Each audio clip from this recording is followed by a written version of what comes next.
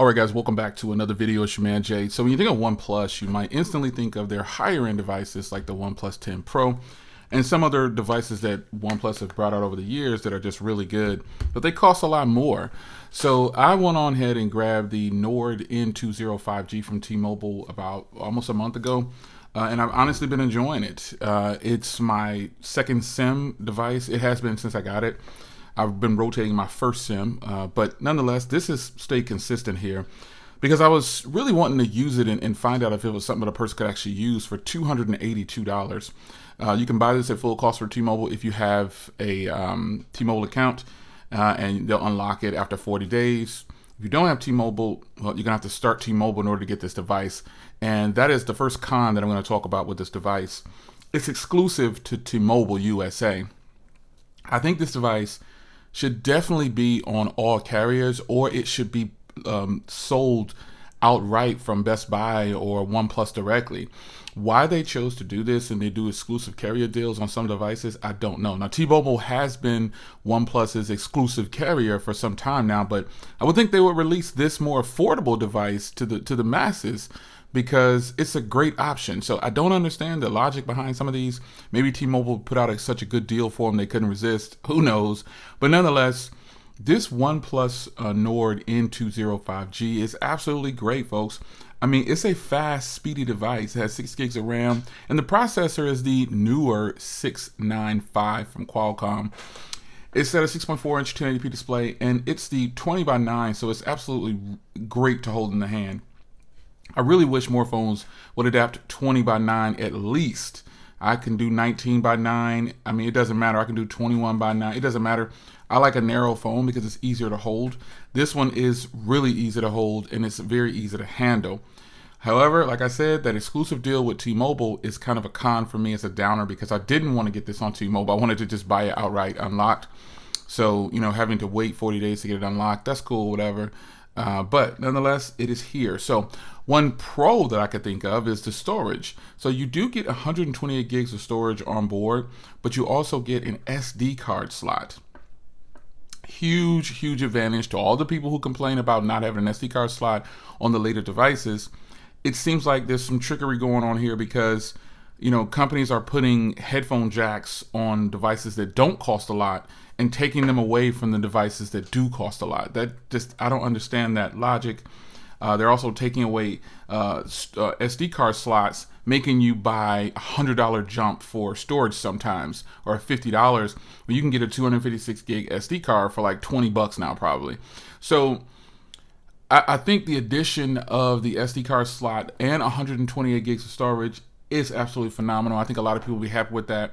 I don't need an SD card in mine because, well, I'm not using 128 gigs of storage. A lot of times when I'm taking photos and stuff with family or doing stuff for YouTube, I tend to delete those things or I'll back them up on an external drive if I just really need them. But that is a huge pro for me. Now, another con I have is that it doesn't have the vibrate mute switch. Even on my N100 or N200, I'm sorry, any other affordable devices, I should say, they take away the vibrate mute switch when they definitely can keep it there. I don't know why they're taking it away, but it for sure can stay there. But that's a con for me because I'm so used to it on my other OnePlus devices. I like having it. I think all phones should have a vibrate mute switch. I think this is something that all phones should have. The signature OnePlus vibrate mute switch is gone, and you have to control things with your volume. You can go in here and zap things down. I can turn on vibrate by going turn the sound like that. It kind of sucks, but this is what it is. Now, a pro for this bad boy is the display. Absolutely beautiful display. I mean, I can crank the brightness up here. This is a vibrant, punchy display. So when you're watching content on it, you should be really happy with what you see. So let me go into a video here. Let me get one of my own videos, I guess. Let's see here. I'm gonna find a video here and I'm gonna play it for you and show you just the beautifulness of the display. It's absolutely great. So here's one of my latest videos right here. And we'll also take a look at this single bottom firing speaker. Unfortunately, they don't have dual speaker set up, but let's crank it up here. A quick video update on my S22 Ultra. I don't recall how long I've had this, but it's been fantastic the entire time I've been using it. So I'm on T-Mobile's 5G. That's why it's taking a little bit of time there. It should be able to play in 1080p, but to speed things up, it switches as soon as it is. Having this device, but I am on the May security patch. I got the May security patch about a week ago, probably, I guess. Let me see here. It's on the May 1st security patch. And other than, now it has a single bottom firing speaker, and that's fine with me because it's fairly decent, it's fairly loud, and I think it's pretty good to at least have some kind of loudspeaker if you're not going to have dual speakers. Now, to me, that's kind of a half con. That's a 50-50 for me because I really would have liked to have seen dual speakers because I know they can do it. But aside from that, the display is absolutely beautiful, folks. You should not have a problem with this display. It's super bright, punchy, vibrant. Everything about it is really, really nice. Now, how about the cameras?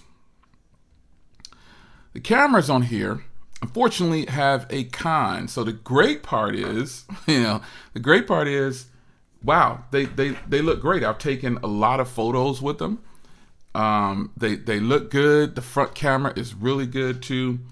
I gotta admit, I'm a little bit more impressed with the rear camera than the front camera. The front camera is a 16 megapixel camera with a wide angle at 2.4. But the rear camera is supposed to be a 64 megapixel with a dual pixel autofocus at 1.8 aperture. Folks, that's incredible. I mean, when you think about this, phone costs $280. I'm describing features of a device that that cost 4 times the price at least. Dual pixel autofocus. And obviously this one runs a little different. It's not going to be as sharp as some of these other photos, but this is a really great set of cameras on the rear. The front, it's doable. So I could use it for a vlog. Not the best front camera for sure. So it's 50-50 on the cameras when it comes to just greatness, I should say. Now, a con, as much as I like the cameras, a con is there's no 4K 30 at least. There should have at least been 4K 30, but I'm assuming this is the limitation of the processor at 695. But I doubt that, though. I think other 695 processors can do 4K video. But if they can't, then correct me in the comments. But 4K 30 would have been nice. And then there's no 60 frames per second on the front or the rear, which is kind of weird. Let me double check that because I think that's kind of messed up, but yep. Just 30 frames per second. And this all has to be limitations on the processor. It has to be, let me see here. Yeah, that's it. It's got to be just limitations on the processor. But nonetheless, the cameras get a 50-50 mark for me because no 4K, and then, the front camera is, it's okay. But photos, though, photos are great. And I was speaking of video, but photos are fantastic. I think you'll really like this camera for photos. Video, you'll like it too. It's just these other two megapixel. They got this huge sensor here, but that's just a 2 megapixel depth sensor, and you got a 2 megapixel macro. So I would have liked to have seen a little bit more from the cameras. And again, I know that this is a $280 device. But, the strange part is the front camera does have HDR along with the rear. So not giving it the higher record, I don't get it. But nonetheless, they are both great and you will be totally happy with it. So another plus to this is that it has a headphone jack on the bottom here. But I guess not having dual speakers, that's a trade-off on this device. Again, they really could have done dual speakers, but they didn't. But having that headphone jack is nice. I don't think anybody really uses headphone jacks that much anymore. Or let me say this, I think if you're going to give a headphone jack, at least put a free pair of headphones in the box. Because it's not like this phone has a high-powered DAC or anything like that. Yeah, I paused for dramatic effect. It's not like it has a high-powered DAC or anything like that. So, the headphone jack is nice. You know what I'm saying? Like you can do FM radio and it'll be your antenna. If you work in a place, you're in an area that has no signal while you're working or something like that, or you're just somewhere that doesn't have signal, you definitely can plug in a headphone jack and use an FM radio app to get signal and have some music to your listening pleasure. Now, the device is Type-C and it does have a 4,500 milliamp hour battery. The charging is capped at 33 watts though, but it is fast charging. So the plus to this, the plus, no pun intended, but they do give you a fast charger in the box, even though it's 33 watts. that is still fast. And so when testing this phone from 0 to 100, it still took about an hour or more. You know, it goes really fast and then it slows down so it doesn't burn out the battery too quickly.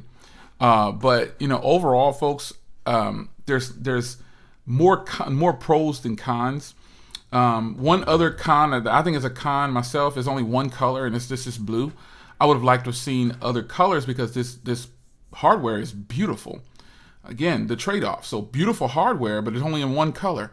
And I think that shimmer is so beautiful in person. I love the flat sides, the matte. I like everything about this hardware.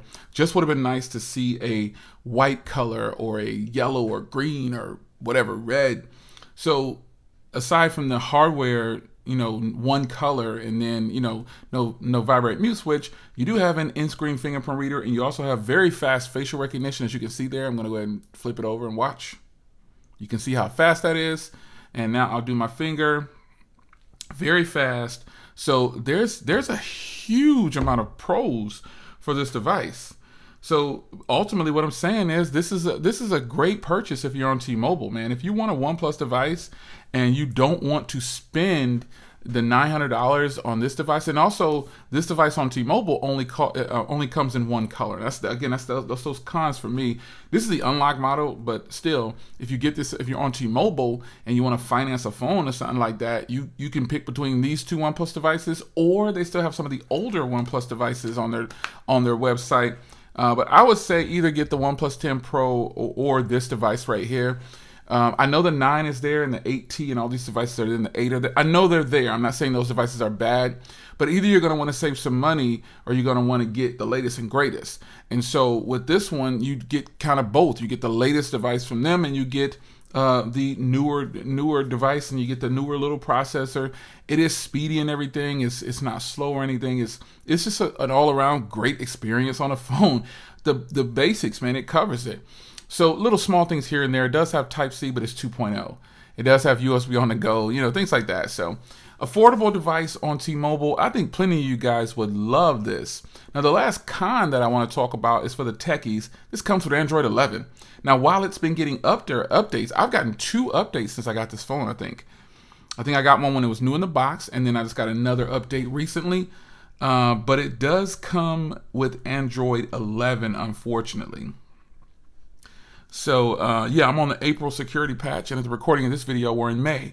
So we're just a little over halfway. We're almost at the end of May. We're at the May 20th at the recording of this video. But it's on Android 11, and so for a techie, that's a con because it should have launched with Android 12. There's really no reason why this phone did not launch with Android 12. If it was already in production, zap these bad boys with the latest Android 12 update. It's operating system. It just should be that way. So I think this is great for everyone, not just non-tech enthusiasts. I think this is a great purchase. Beautiful hardware, beautiful screen, great battery, with great cameras. Hardware is beautiful. SD card slot, you know, you got a loudspeaker. You've got a lot going on here. You got a lot of internal storage for the price. It's just a good look, folks. And I really don't know of any other way to tell you. This is a great purchase on T-Mobile if you don't want to spend a lot of money on a OnePlus device. Stock Android, super speedy on here, no problems whatsoever. I think you'll find that this is definitely a great phone based on daily usage and just regular life stuff. It's great. So it's your man Jay. Are you gonna settle with this one? I don't think so. I think you're not settling with this one. I think you're getting a great phone. Hit tmobile.com and check back for more updates on this device. I've had it for almost a month, I think now. So obviously I'm going to continue to use it unless I get something new in and I have to take this slot.